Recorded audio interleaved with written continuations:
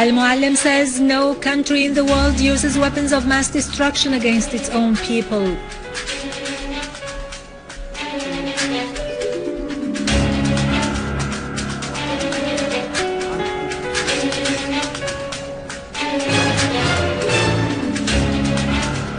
Al-Muallim says, I challenge anyone who accuses the Syrian armed forces of using chemical weapons to present the proof to the public opinion.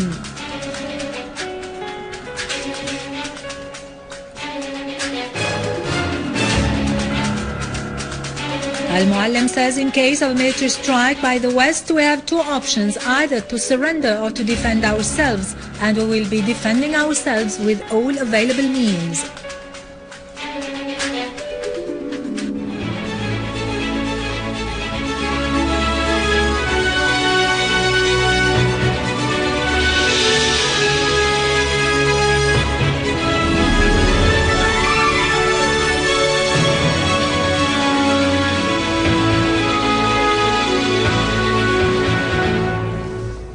Good afternoon, ladies and gentlemen, and welcome to our news for today. Deputy Prime Minister and Foreign and Expatriates Minister Walid Al-Muallim has affirmed that no country in the world uses weapons of mass destruction against its own people. I challenge anyone who accuses the armed forces in Syria of using chemical weapons to present the proof of such accusation to the public opinion, Mr. Muallim added. During a press conference, Al-Muallim said American Secretary of State John Kerry had contacted him last Thursday after 2.5 years and that the conversation was cordial. I told him, Mr. Al-Muallim added, we have a national interest in disclosing the reality of what had happened in Al-Ghouta. He said Syria had immediately agreed to the UN demand to investigate the use of chemical weapons and that there was no delay on the part of the Syrian government. He pointed out that the UN investigation committee did not ask at the beginning to go to the eastern Ghouta, and the opposition coalition had specified the 4 positions that the UN wanted to inspect. Al-Muallim said, we had agreed to offer all facilitations and guarantee the security of the investigation mission to Syria. We affirmed our commitment to the mission's security in the areas under the control of the Syrian troops. The mission asked to head towards the areas under the control of the armed groups. When they entered such areas, they were confronted with fire shooting at their cars, so they were not able to continue their tours in the areas that were under the armed groups' control because the armed groups did not agree with them on guaranteeing their security. This confirms the fact that we have been committed to the mission's security, whereas the armed men have not. I tell the American Secretary of State, Mr. Al-Muallim added, that we are not the side who obstruct the UN mission's work. What the US administration's officials circulate about the use of chemical weapons is categorically false. We have dealt with the investigation committee with transparency and commitment in order to reveal the truth. Mr. Al-Muallim stressed that the Syrian troops cannot eliminate the impact of chemical weapons because this is in the area that is under the control of the armed groups. If they want to launch an aggression in Syria, Al-Muallim added, they should avoid the pretext of the use of chemical weapons because it is weak and inaccurate. If the objective of their campaign is to morally affect the Syrian people, then they are wrong. I defy them to show what evidence they have. Mr. Al-Muallim said, in case of a military strike, we have 2 options, either to surrender or to defend ourselves. We will be defending ourselves with all available means, Mr. Al-Muallim asserted. He pointed out that the Syrian-Russian coordination at the political level happens almost every day, and the 2 countries' relations are historical, and Russia is part of Syria's steadfastness. He added that there is full coordination with Iran, and they know that what is happening in Syria and Iraq is an implementation of a planned policy since 2009 to get to Tehran.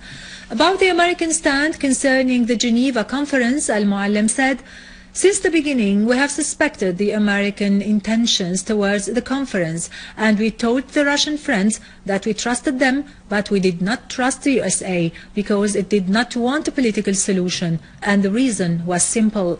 It was because Israel did not want such a solution. It wanted violence and terrorism to continue.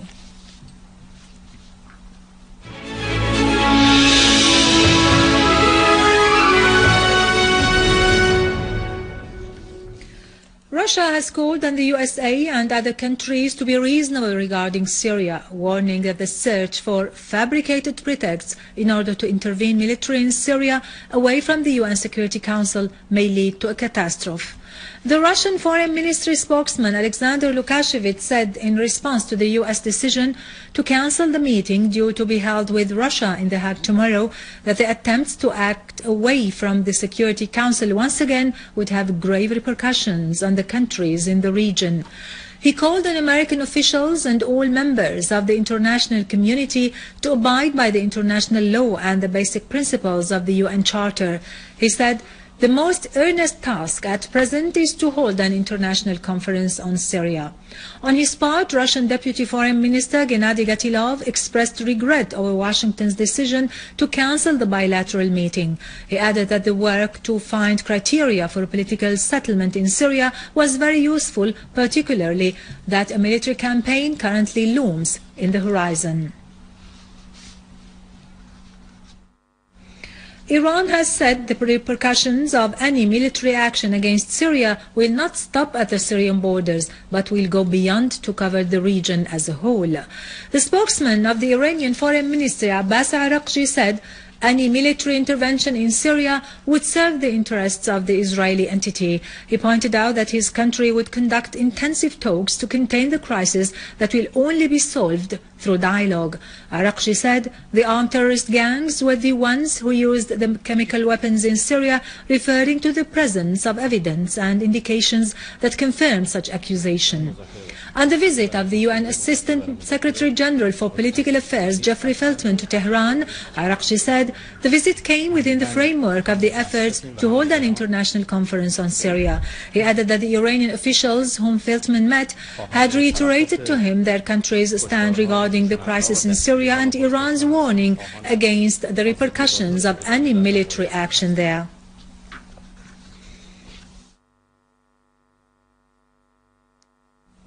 Jordanian MPs have denounced the meeting held by foreign and Arab armies in Jordan, which aims at conspiring against Syria.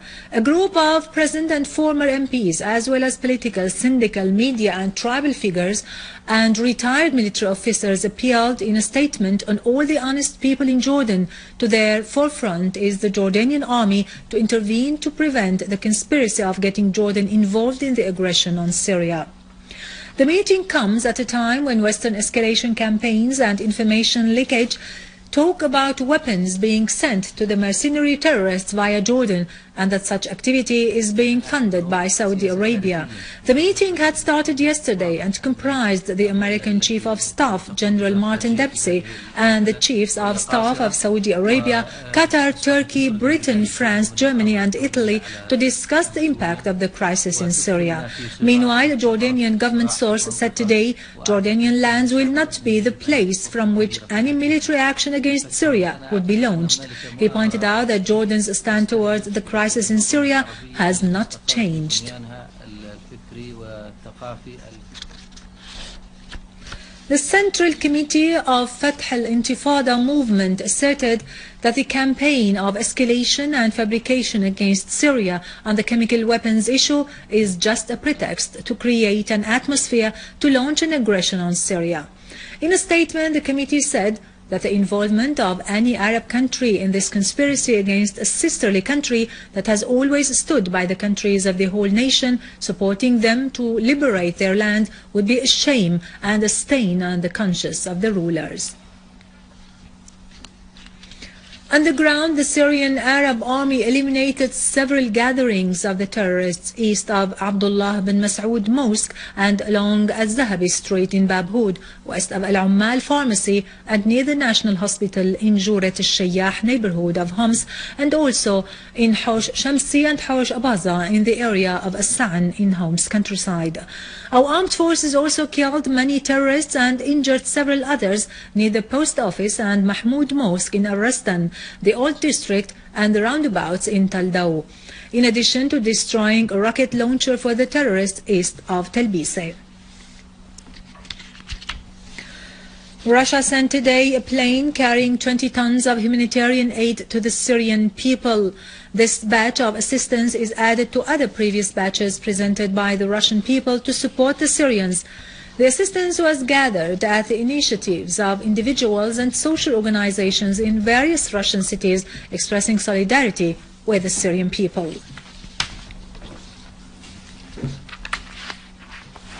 With this, we end our news for today. Thank you for watching. For more details about Syria and the region and to view this bulletin again, you can always visit our website in English, syriaonline.sy. Now to latest business and market news with Nariman Qassam, but after a short break.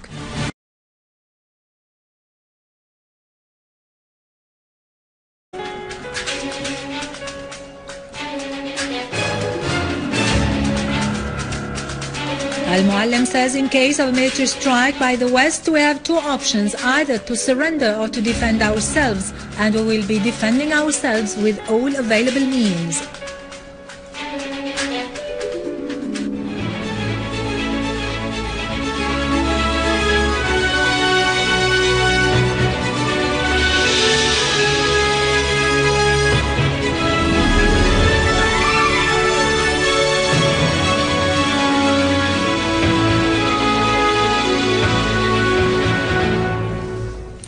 Good afternoon, ladies and gentlemen, and welcome to our news for today. Deputy Prime Minister and Foreign and Expatriates Minister Walid al-Muallim has affirmed that no country in the world uses weapons of mass destruction against its own people. I challenge anyone who accuses the armed forces in Syria of using chemical weapons to present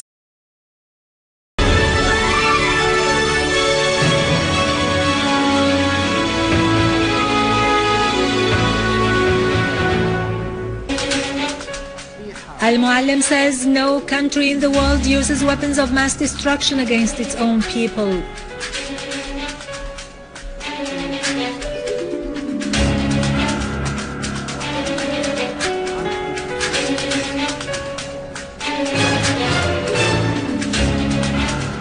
Al-Muallim says, I challenge anyone who accuses the Syrian armed forces of using chemical weapons to present the proof to the public opinion.